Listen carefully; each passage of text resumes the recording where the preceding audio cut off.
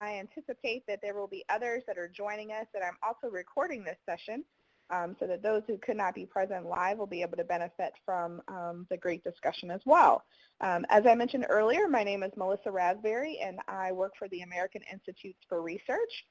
We are the organization that has the great pleasure of supporting the CS10K community, which is an initiative that is sponsored by the National Science Foundation. So we're so happy to have Jenny Lyons, who is an NSF Fellow, on the line with us this evening.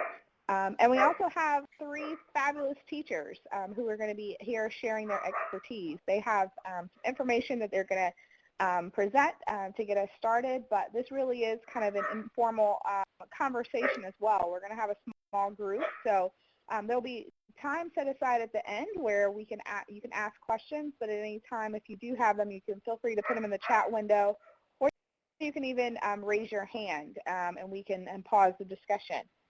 To do the raised hand signal, I'm seeing it in the middle of my browser window. It literally looks like a person with their hand raised. And so there's a drop-down menu, and you can raise your hand, and that will signal that you would like to ask a question. Or again, you can just put it in the chat window because I'll be watching it there. So with that, I'm going to turn things over to Deepa, who will take things from here. Hello, everybody. My name is Deepa Muralidhar. I am a computer science teacher in Atlanta, Georgia. I have been teaching computer science now for, this is my 15th year. And this year I switched schools and I moved to a girls-only independent school, just to see how that feels and how it feels to teach in an independent school.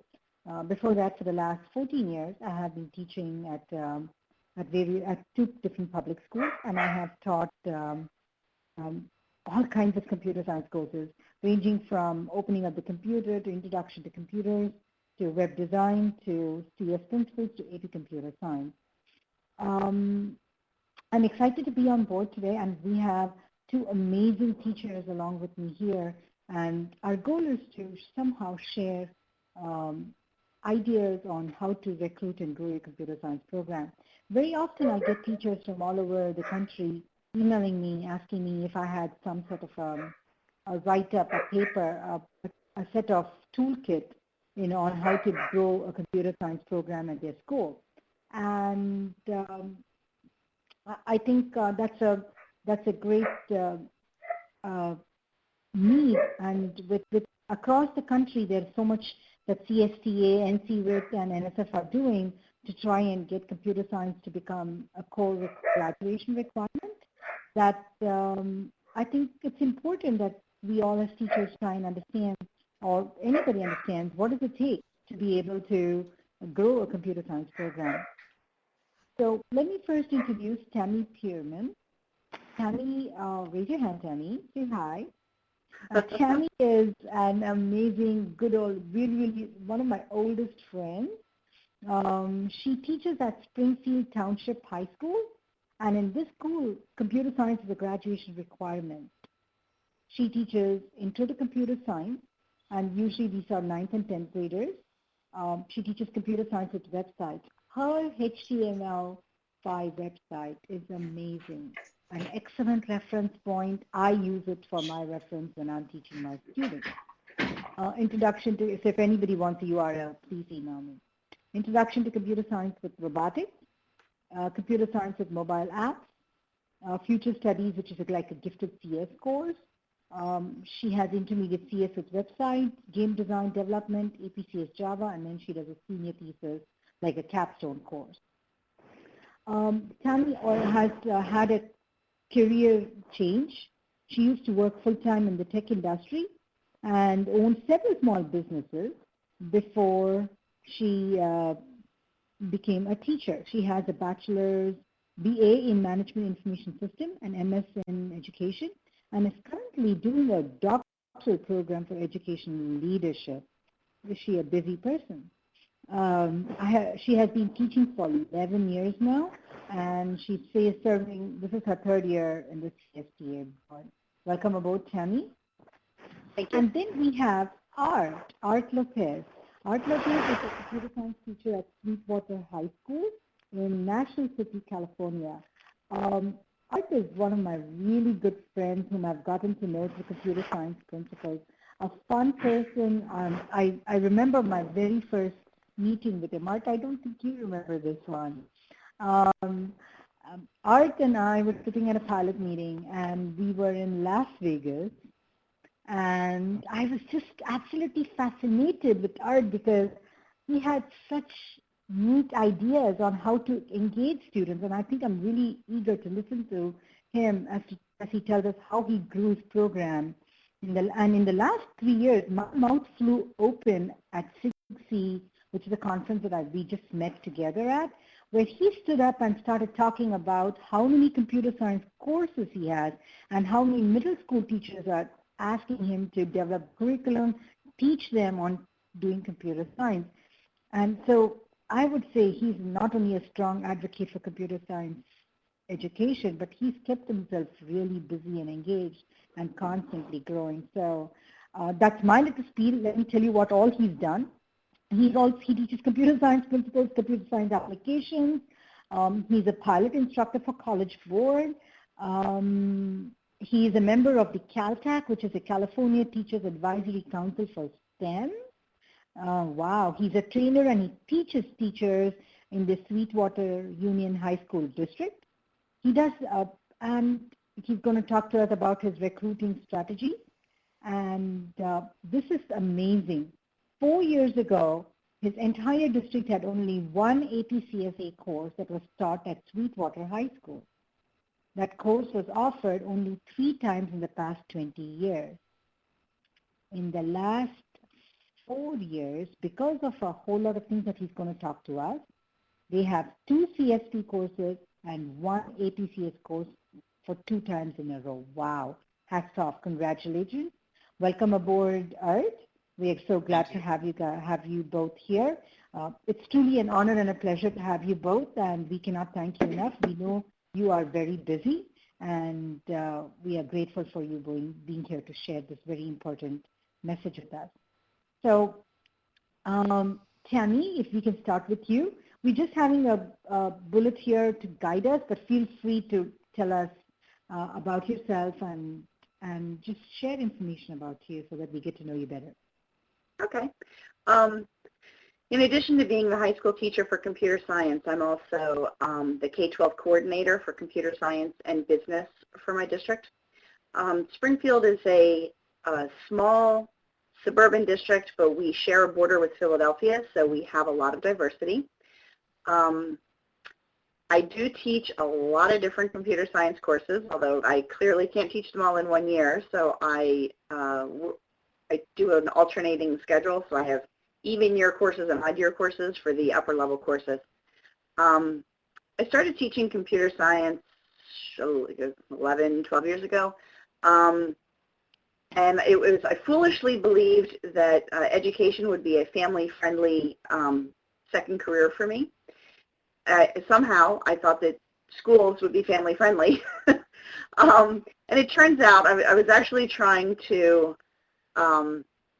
I had been a business owner and consultant. I was on airplanes all the time, working incredibly long hours, and I thought, oh, being a teacher, that's got to be less work. Lo and behold, I think I work at least as hard, if not harder, than I ever did before, because, you know, there's just so much to do. So one of the things about Springfield that's sort of interesting is that computer science is a graduation requirement. That happened, it came into being about 6 or 7 years ago, and we had always had a sort of information technology requirement, which a lot of schools, a lot of districts do have some sort of applications class that kids had to take in high school. And what I did, our district adopted the CSTA K-12 standards and gradually started moving our existing course to meet the standards, swapping out units from a computer applications course into being a computer science course. So finally, when we were ready to swap out the last unit, the school board officially changed the name of the class and the requirement to computer science. which at the time I did not know was anything other than an interesting little piece of bookkeeping. But I ended up being interviewed, I think, 58 times that year, everything from newspapers in California and magazines in New York. I had no idea what we had just done. But I'm really happy for that because it's how I met Chris Stevenson and ended up getting involved with CSTA.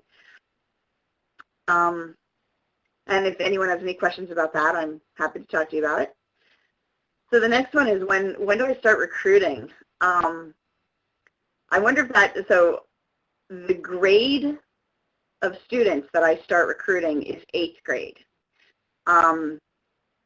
Because of our graduation requirement is typically met in the 9th or 10th grade. But I have a lot of options for students to take, and I feel like it's very helpful if I can get those students into the right course in 9th grade, 9th or 10th grade, because it can be difficult for students to figure out which of the options is the right one for them. So we have, you can get your introduction to computer science credit with robots, with Android apps, with websites. Like there's just a lot of choices for students. So I do a couple of things. I start recruiting for 8th grade students to help them figure out which course they want to take and when. There's a couple of big things I do. I have a big event that's sort of tied to Computer Science Education Week. I actually have it in January, but we start advertising it during Computer Science Education Week. And it's called Computer Science High School and Beyond. It's an evening event in the high school, and it's sort of a showcase. I have 3 guest speakers from industry. I bring in professors from the computer science departments from local colleges and ask them to bring students. So it's typically a professor and a student at each table.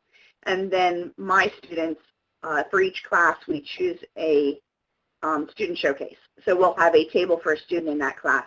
And then we invite all the families, the students and families from the middle school and the high school to come to this event. And it has been very effective. It comes pretty much right before they start hearing about the courses that they're going to choose, the course selection for the next year. And there's something there for everyone. We end up with everyone from the senior who's waiting to hear if they got accepted will come and talk to people from the college. We've had students get scholarships based on their project that they were showcasing in the student showcase. And in a big way, I think the kids, by talking to other students, it sort of helps them make their choice as to what course they're going to take. And it tends to generate a lot of excitement. Families in Springfield are very supportive of our computer science requirement. And the families will come and really help guide their student to which course is going to be the best fit for them. One of the other things I do for recruiting is, I actually learned this from a tapestry workshop, so I do not know whoever first had this idea. I wish I knew who it was so I could give them attribution. But I learned early that I can't recruit girls one by one. It seems to work better to recruit girls in a group. So I just take this girls sports team, like our girls lacrosse team or our girls field hockey team. I'll take the team out for an ice cream cone at McDonald's after the game. So it's like $1 per cone. It's not very expensive. And I tell them that if they've already mastered teamwork, they're halfway to a wonderful career in computer science because it's all teamwork. And in my classes, I follow through on that. I use paired programming for almost everything. So, and then often you'll have the girl, the one girl who looks at her friend and she's kind of like, well, I'll do it if you'll do it. And then you can, I've had some success recruiting groups of girls to the point that this year my AP computer science class is 50% female, which is kind of, I'm very happy about that, that it's taken some time. but I have gone from 100% male to 50-50. And I think a big part of it is that I finally got the clue that I couldn't recruit girls one by one. Because even if you get a girl, what I found is the first day of class, they come in and they look around and they're like, oh, I don't want to be here, if they're the only girl in the room. So that's definitely worked pretty well for me.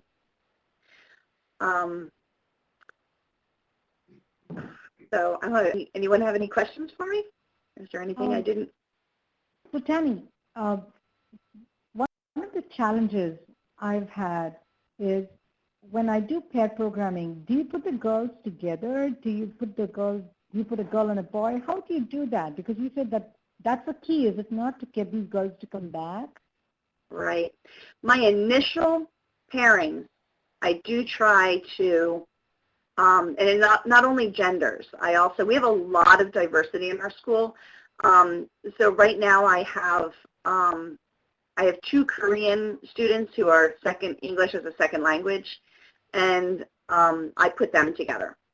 And I tend to put girls together for the first pairing, but I tell everybody that that they're going to be partnered with everyone in the room before they're finished the course. And I switch partners pretty frequently. So it's after you're partnered with somebody all the way through the test. And then there's a test. You come back the next day after the test, and you have all new partners, new seats until the next test. And we, I do paired programming very explicitly. There's, we watch videos on paired programming. We talk about why we do it. So it's not just that I say, oh, you're going to work together. Like, it's a very explicit thing I do with them. And I do tell them up front that you don't always get to choose your workmate, and that's life. But at least in this class, if you really can't stand it, it's only going to last a little while before before you have a new partner. And maybe, things will get along better with that one.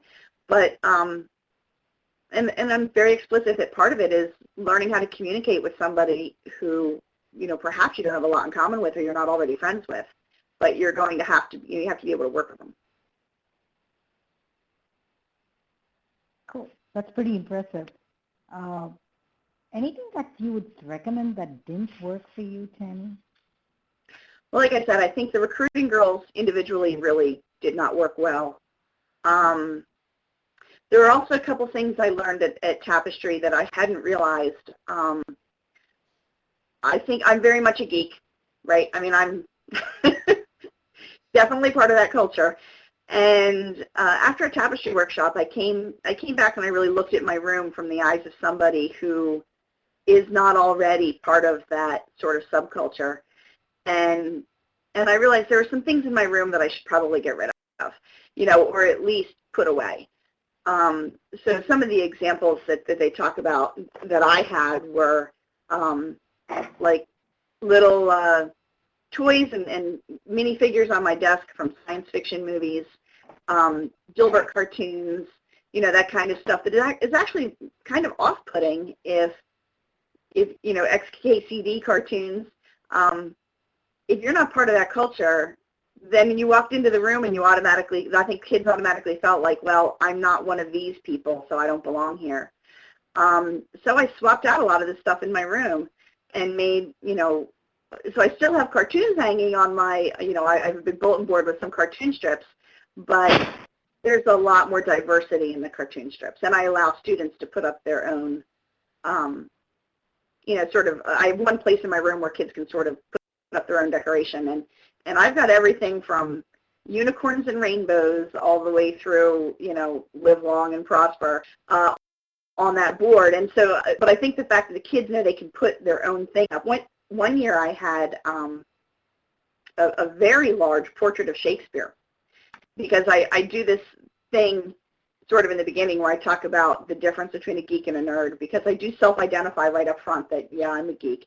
But I sort of say, the way that I put this across is that a geek is truly, really, really passionate about something and not afraid to let people, not afraid to be publicly passionate about it. And that you can be a geek. You can be you can be a band geek. You can be, a food geek. It's just like whatever it is you're really passionate about and public about, that's what I would say, you're a blank geek. And so that sort of opens kids up to feeling like, oh yeah, so I'm going to I'm a Shakespeare geek. I'm going to go put Shakespeare on the board. And that seems to help more. But that's something I've seen it in other people's classrooms too. Try to look at your room from someone else's perspective, because you might be turning people away that you didn't even realize. Right. Actually, thank you so much, Tammy, for sharing that perspective that, putting a poster or a comment, or it could be anything. It could be an example that you use in the classroom that could just turn off a child, and, thinking through carefully what the pedagogical style should be, or it should be a poster. I thank you. I thank you. That's a very honest, open, and absolutely valuable tip in terms of recruiting, because that's what retains students into a classroom. And honestly, this is irrespective of the gender. Art, the floor is yours. Tell us your wisdom. Thank you so much. Tammy, that was really cool. You made me think about a lot of things in your discussion right now. So really appreciate it. I'm going to want to ask you a few questions later when we're offline, but thanks. Well, my name's Lopez, and I work in San Diego, California, and I started teaching 28 years ago, and I've been teaching math science courses, but I started teaching computer courses per se in 1994, and I got to teach as Tammy, and I think as many other people that have started teaching computer courses. I started by teaching computer applications, and the advent of the internet was just commencing within educational circles, and I went and got a master's degree in educational technology, and they were bringing forth a lot of digital technological tools that I had not thought about, and that's what started really opening up, at least for me, the role that the internet and the World Wide Web can play in educating children. And I teach in an inner city school, and 89% of the population that I teach to are on free or reduced lunch programs. And we have the majority of our students are English language learners, and I think it's probably 95% diversity in the school site. So there was a lot of different challenges, and I think we really were an example of the we continue to be, I think, an example of the digital divide, and trying to figure out a way to try to bridge that. And the reason why we started, I wanted to start teaching computer science because many years ago I figured out that teaching courses like web design and some programming courses really got kids to really think differently. And I thought, wow, this is really cool. It's really making them think. And so I really enjoyed that aspect of it. But about 4 or 5 years ago, one of the kids came up to me and asked me, how come we don't have computer science classes at Sweetwater High School? And my colleague Joe Pistone has been trying to teach computers CSA, AP CSA. In the past 20 years, he's attempted to teach it several times. More often than not, they just don't have any kids that are interested in taking the course. And even though I had a lot of courses in the computer applications, which taught a lot of programs like word processing, spreadsheets, programs, and databases, there's a lot more to it. And one of my kids says, I'm really interested in computer science. And I go, well, I'm not sure. And we started looking around, and they had these courses that were offered in more affluent areas, and they had really strong computer science programs. And I just realized, it just kind of hit me that, there's an inequity access here. And I thought that was really unfair that my kids that are in an inner city school, and I grew up in a similar environment, that they don't have those opportunities to take computer science courses. So Beth Simon from the University of California, San Diego, I got in touch with her. She was starting a new course in teaching computer science principles, and I heard about it, and I decided I wanted to go ahead and learn about it. So I went ahead and joined a cohort of teachers that wanted to teach computer science principles in San Diego County. And I went and observed her course. She teaches at the University of California, San Diego, and I went for 10 weeks. I audited the class, and she was teaching a non-computer science, a computer science course for non-computer science majors. And I was really fascinated and taken in by what she was doing with the students. And there were mostly freshman students that had psychology majors that were not interested in computer science, but they knew they had to use computers as a tool to do what they wanted to do. And that really caught my attention. And then she talked to me about the National Science Foundation, and one of the goals for the CSP course was to broaden participation and to include young women and increase diversity in computer science fields, and that there is just decreasing numbers in those fields. And I just thought to myself, well, here we go. This is great opportunities for a lot of my kids that never thought about, computer science as an endeavor or something to pursue in their future. So I got really excited about that. And she used a programming platform called Alice, which was, I think, designed by Carnegie Mellon to teach middle school girls how to program and use blocks or tiles. And so it avoided the syntax, because I remember when I first took programming, I learned Fortran, and I was doing punch cards, and I thought that was really dehumanizing. And I just thought, this isn't good. There's got to be a better way of doing this. And when she demonstrated to me how she was teaching the course and computer science principles, I thought that would really suit well for the kids that are in my school site. So the first year was really difficult. I only got 23 students to take the class. And what happened from there is I decided to reach out and figure out what's the best way for me to start getting more and more kids into the classroom. I started going into the middle schools or junior high schools, and I have colleagues of mine that were really supportive. So I also, code.org just started at the same time, and they created a 5-minute video.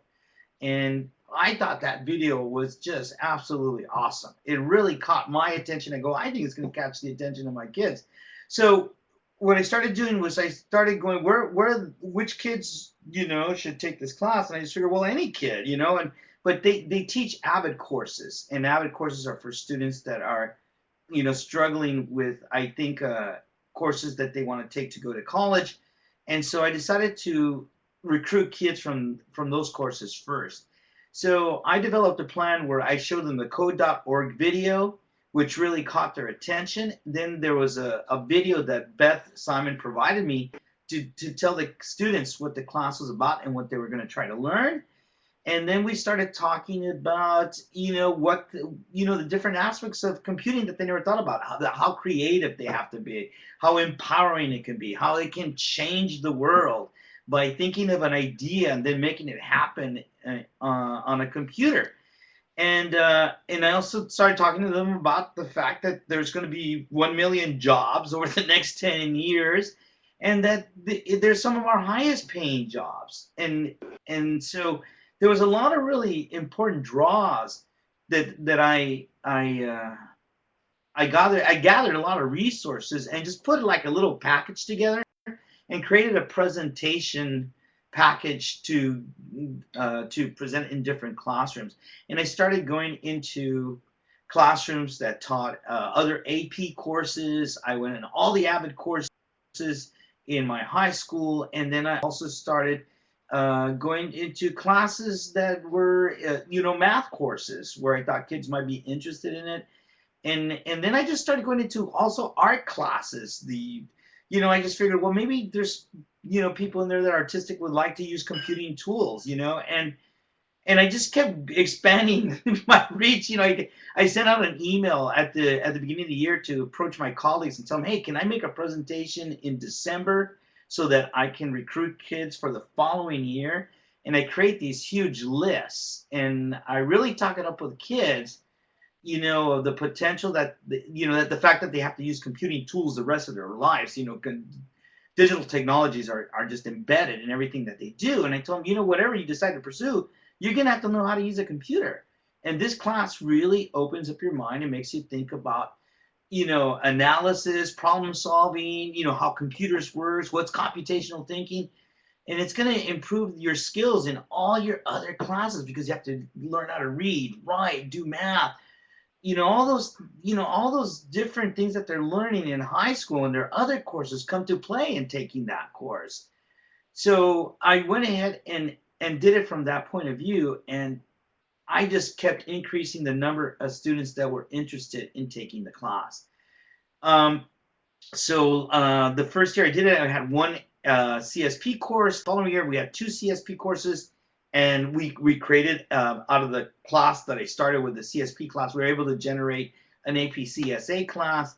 So for 3 years in a row, we've had two CSP courses, one AP CSA course, and this next year, I think we're going to have 4 CSP courses and 2 CSA courses. And then I'm expanding out towards our district. The bottom line is the administration is a key, and the counselors is a key to making all of this happen also. So if I have to make my presentation in front of the counselors at my school site, inform them of the courses so they can help me recruit kids. My administrators have been totally supportive when I told them about, this class is, you have to inform them that what is computer science, what's computational thinking, so they can understand and support the class and the benefits of it. And then I started keeping track of some data where the kids are actually showing that they're improving their grades in all their other classes by taking this class. So the deal is that I've had students that had like GPAs below 1.0 all of a sudden turn around and they're really hooked into getting to school because they like this class so much, which is amazing to me. And so I've been able to try to foster this great expectation of this course and what it's expected to teach them, and and also the bottom line, it's fun. They're going to have a great time learning, and they're going to enjoy themselves. They're going to create interactive video games. How fun can that? So a lot of the kids get really excited because I tell them, look, the bottom line is you're going to have fun learning something that's going to be really cool that you're going to use the rest of your life, and you might turn out to be something you want to pursue and make a lot of money at. So by pressing those points to students, I think we've been able to increase a lot in terms of numbers of students that want to take the course. What didn't work out as well as I expected? Well, what didn't work out well is I had to really be like like Tammy said about the tapestry component. I really had to think to myself carefully the words I had to use when recruiting young women. And it's really easy to make mistakes and stuff. And the other thing is, you talk to kids about, okay, what do you guys imagine as being as a computer scientist? And they have these visions of someone just got glasses, stereotypes of working behind solely by a computer, and you have to break those stereotypes for them and say, no, it's about being creative, working in teams, and trying to change that vision that they have of what a computer scientist is. And I've also learned not to, okay, this is really big. When I first started recruiting kids, I would put in the broadening participation aspect. I would say, hey, we don't have enough diversity in the field. We don't have enough young women. And then also I realized, what? They don't really care about that. They really don't. And I was pointing out something that I think I needed to realize for myself that that's something that they're not, what does that have to do with me wanting to take computer science? And so I had to remove that from the equation. I realized that was okay for my presentations to adults, but with kids, that was something I realized that I needed to move away from. Great comments, Art. So could you maybe give us an example of maybe a word that would not be good to use that you found that turned off students? Like, how Tammy was saying, Geek, we kind of enjoy that word, but or the stick figures that you see in X3D. So maybe something that you thought that, kind of stay away from? Oh, I think what was really pointed out to me, and I'm really grateful that they did that at the very beginning. I told the girl, God, that's so. I told this young lady, and I really I cringed, to be honest with you. Okay, hey, that's really great. You did that super. Yeah, and you know what? And you're showing the guys, how to do it. And by the very fact that I pointed out that she's Sure. doing as well as the guys, I realized to myself, I'm like going, that was not a good thing to say. But Beth Simon was with me when I was teaching the class. She was mentoring me at the time, and she pointed that out to me very clearly. She goes, "All right, what are you doing?" I go, "I don't know. I didn't think about that, But after that, I really have made efforts to never do that again. Not to. It doesn't matter their gender. It doesn't matter their backgrounds. It just praise them for just doing what they did. And that was something I had to learn for myself. But yeah, I avoid avoid certain words like nerd and things of that nature. I don't use any of those types of terms. I don't want to kind of increase the stereotype that occurs in these fields, I guess. Sure. Well, thank you, Art. That was incredibly valuable uh, insight and very kind of you to have shared that with us. Not the easiest of things to do, and thank you because I think that is a very valuable lesson for all of us because we all do that. We don't necessarily, we are in the midst of teaching and things come naturally to us. It's not like we plan to say it, but again, it's human, and sometimes I think it's okay that the kids see us as long as we don't do it again and again. That kids see us that we are only human and we know our subject. We're trying to teach the best of our ability, but hey, we make mistakes too. While we have you here talking to us, Art, can you also share with us maybe, you've had great success in recruiting and retaining students of ethnic groups. What works? What works with those kind? Are they different from recruiting girls? Like we have the tapestry that teaches us how to do girls, but how about ethnic diversity? How is there a magic thing there, or is it just like You know, anything else? you Huh? know that's a really unique question because I think well, I'm Latino. I'm Mexican. And I think the kids I don't think they're expecting someone like me to come up and talk to them about computer science. That's one thing I've noticed, that they look and say, "Oh, okay," And so I mean, not everybody could do that. Obviously, I understand that, but that for me kind of really, I think, helps me recruit the kids because they see someone like me, and they go, "Hey, that guy, he's like me, so I can go ahead and do the same kind of thing." But other than that, I try not to. I just try to simply state that what, there's a tremendous sense of opportunity, and the fact that what I focus is on is that the CSP class teaches them how to think. That's what I focus on, and that it's fun. Those two things, and just I know a lot of the kids love video games, so I point out to them, hey, have you ever thought how it works? But there's also social media that some of the kids use, but a lot of the kids in inner city schools, well, at least the ones I teach, and that's all I can speak of. This is totally unscientific. There's a lot of my students don't use social media for whatever odd reasons, but some of them do, and so I tried to explain to them, well, do you ever think about how that actually works, or I'll show them websites that positive websites that make an impact on people, that it kind of like changes your perspective on things. And there was a really cool website. I just can't remember the name of it right now that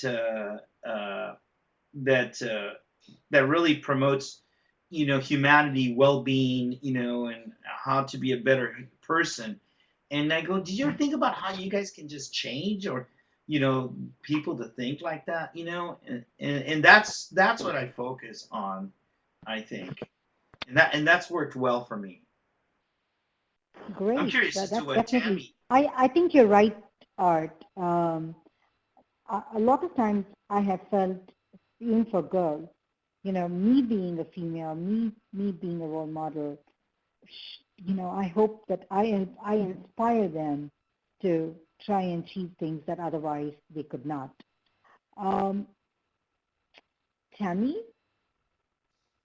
one of the things that I thought was fascinating when I read about you and on your website and so forth is you actually go cross-curricular. Now, I know for a fact that that's got to be very successful, but that's hard. Uh, asking teachers to somehow gain support for your program and see value. We all are academicians, so up to a large extent, uh, every subject's expert thinks that theirs is more valuable. But somehow to have actually gained their support uh, is phenomenal. Can you share more your thoughts on that? Sure, and I actually I play into that. What you're thinking of is perhaps being a barrier. I play it up. So, for example, in my science department, I will go to the chemistry teacher, the physics teacher, the biology teacher, usually after having sent them some articles about, with like an interview with I remember one is an interview with the person who won the Nobel Prize for Chemistry, who said it was essentially computer science. There's more computer science than chemistry, and interview, people like Nobel Prize winners saying nobody can do chemistry without computer science anymore. And same thing with biology and physics. There's so much computer science in the sciences now. And I'll go to them and say, you know who these great kids are who are going to go off to college for science. You want to give them a heads up. You want to give them, send them off to college with the best preparation possible. That includes having a computer science class. So I sort of put computer science in the category of supportive, helpful, broad, and like Art's saying, helps them learn how to think, helps them communicate, helps them be able to do, kind of go farther in the kind of work that's more specific. And of course, the real, the kids who want to do computer science for a living, they're going to find their way to me regardless. So what I'm trying to do when I go out to the other teachers is to help that student who is sitting in a math class thinking, I'm going to be a mathematician. Somebody should probably tell that kid, you're going to need to know how to code. So that's sort of the, that's how I approach it with the other teachers. And I have this actually started with the first year of Computer Science Education Week. I had sent an email around to all the faculty at Springfield and asked them to just take 10 minutes out of that week at some point in their lesson where it sort of fit and point out some connection between their subject area and computer science. And I told people, if you need help, let me know, and I'll help you find the connection. So actually, I did get emails. Teachers emailed me and said, well, I teach French. What's the connection to computer science? And I would send them to something like Duolingo, and I would send them information on computational linguistics. I'm like, look, you have a student who absolutely loves languages. Well, here's where we're headed with practical use of this, and even so pretty much almost everything I was able to come up with some connection. History, psychology, a lot of them are very easy, and so I do have a lot of support among the other faculty members that they see this as being important to students. But probably what's been the best for promoting that is, as several of these teachers have had somebody in their family, some personal experience that they've been able to bring back to the kids. So as an example, the AP statistics teacher, his son struggled to get into a graduate program in it was one of the sciences. Maybe I think it was a chemistry graduate program because he didn't know how to write code. And he vented to his father. He was very angry. He's like, nobody told me in my undergrad that I needed to take a computer science course, but now I'm having a hard time getting into a graduate course because I don't have any computer science. Wow. And so he brought that back to his kids and said, the world is changing, and your undergraduate degree might not tell you that you need it, but, and the whole, here's what you need for graduate school, but probably more of the teachers have had experiences of, with their children who went to college for something they loved, never took a computer science course at all, and then went out into the world and found life a little bit difficult.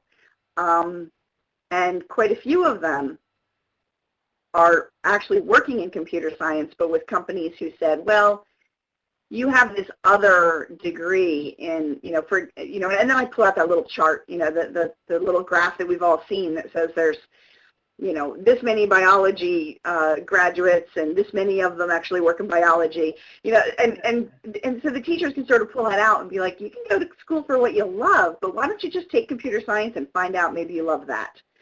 Because that seems to be where a lot of people, are getting jobs. But I agree with Art that the kids in 9th, 10th, 11th grade, they do not want to hear about the job market. Their parents do. I mean, I do find that when I talk to parents and I can tell them there's jobs there, this is a really great growing field. But yeah, the students they want to make something cool they can share. And so that's the other thing I do cross-curricular. And this is like an easy thing to do because computer science is a graduation requirement at Springfield and all the kids take it. Every single kid learns how to program a little bit in JavaScript, typically.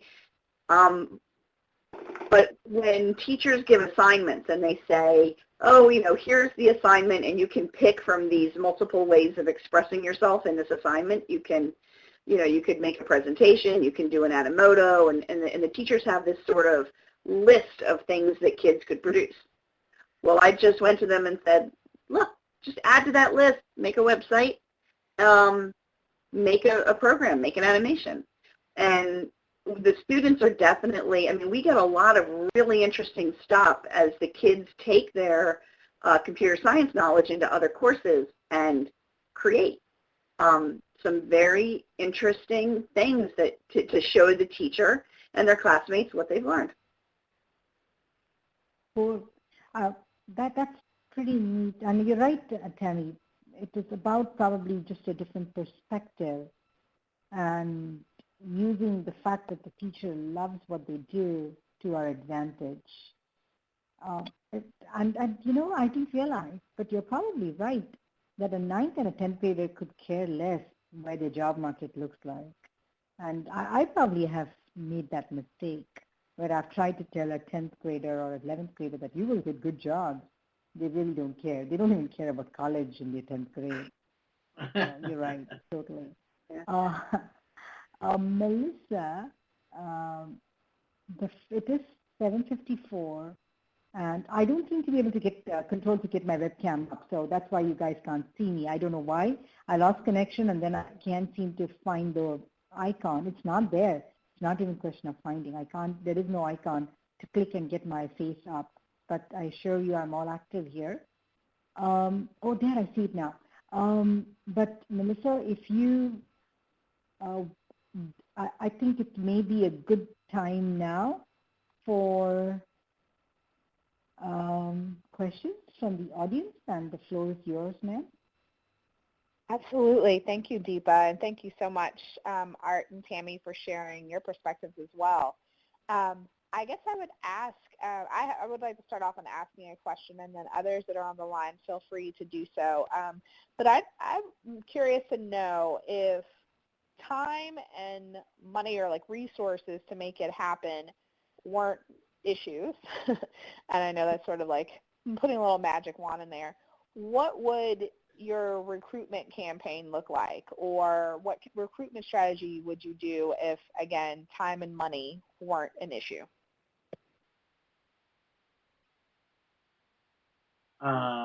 You want to go first, Tammy? If you've got something on hand, go ahead. You know, honestly, I never, I've been very fortunate. We have a great multimedia department on our school site.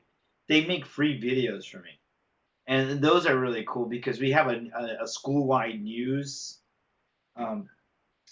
that's given in our nutrition during our nutrition break, right before nutrition break, and so kids are able to see announcements. So I'm actually able to do infomercials about my classes, and I get my students. I didn't mention that, but right before we sign up for classes, we start signing up for classes in February. So I bombard the airwaves at our school site with infomercials with young ladies and students of color that are in my current classes, and we make these great videos about what's great about the class and why people should take it. And those are really cool. But you know, it's just time off. I have to request to take time off from the school site to go visit the middle schools. And I thought I would have to use up my personal daytime, but the administration's paying for it. They've been very kind, very, very supportive. Nice. So I really, honestly, I haven't had an issue with needing large sums of money or any other aspect. I pretty much have everything that I need provided to me in our school site. I've been very fortunate. That's terrific, Art. So I would say a lot of the things I do, it would be really nice to be reimbursed for the girls' ice cream cones, but whatever. The big event that we do in January, I think if I had unlimited funds, I would definitely try to get like bigger names maybe for the guest speakers.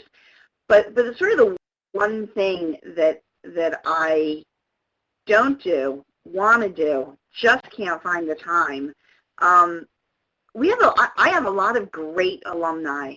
You know, the kids who have gone through my program and gone on to do fabulous things. I would love to have a way of sharing that with the next crop of students. So, like, I would like to have, I don't know what it would be, I don't know, a wall of fame, a newsletter, something to sort of, and maybe I could just make a website, but something that I could share with the 8th graders, the 9th graders, to help them see that they're not forging a path, that kids at Springfield, I have students from Springfield working at Google, working at Microsoft, you know, and I think for them to say, oh, it's not such a pipe dream. You know, somebody came before me and went through Mrs. Pearman's classes and got a scholarship to this college and, you know, and is working at Google. So, oh, maybe I could do that too. And while I have all these... Maybe she knows what she's talking about. Yeah, like, but that's, like, but I think if only I had time, like, it's something I would love to do, but wow, that I think really falls under the, if I had all the time in the world, I would definitely do that.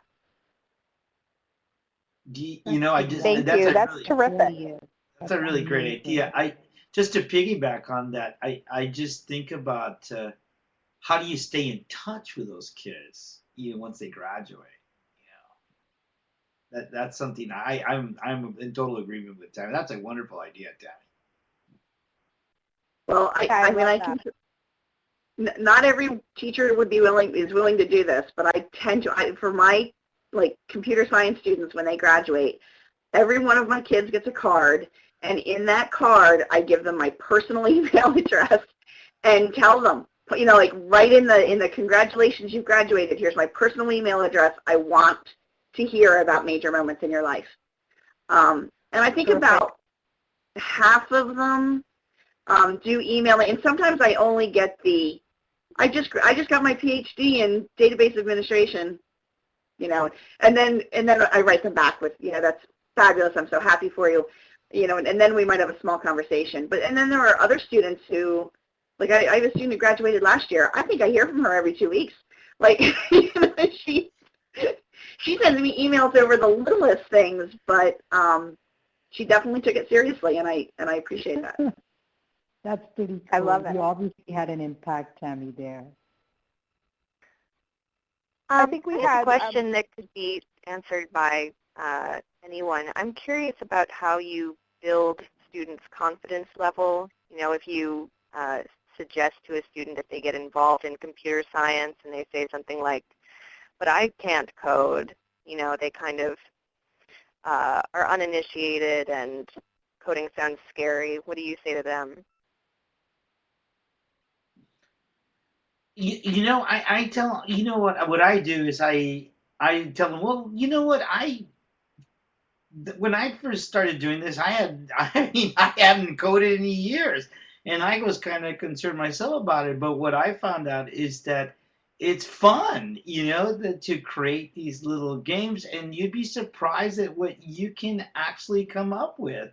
And the only person that will actually stop you from learning to do the things you want to do is you. And I really promote that. And I promote the fact that computer science is based on we when you create programs, they're never going to run right, and so it's always about fixing your mistakes. You're inherently going to be in a class that's about not getting things right the first time. And that kind of gives them a different perspective. That works for me. When I tell them that, just think about it. You think, when Microsoft or Google release a new program that it works, it never works. They have people try to figure out the problems with it, and then they send them messages, and then they try to fix it. And then they get, oh, okay, and they get a different perspective. That's one thing I do. Great. So one of the things that I do is, depends on different classes, but in that kind of a strategy, like in my Introduction to Computer Science with Robotics, I will often have students who are interested in engineering, very hands-on. They want to cut the metal and they want to build the robot, but they're a little worried about programming. And so one of the things I do for their first couple of programs, it's not, I tell them up front, I'm not grading your program.